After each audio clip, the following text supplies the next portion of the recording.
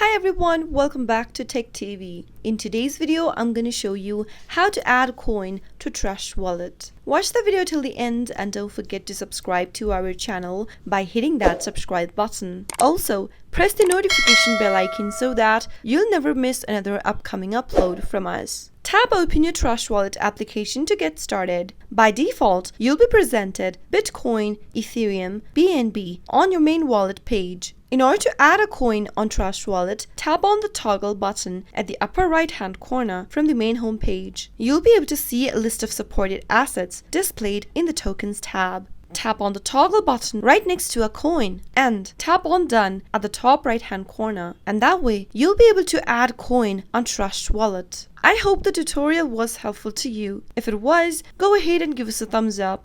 I'll be back soon with more videos like this. Thanks for watching.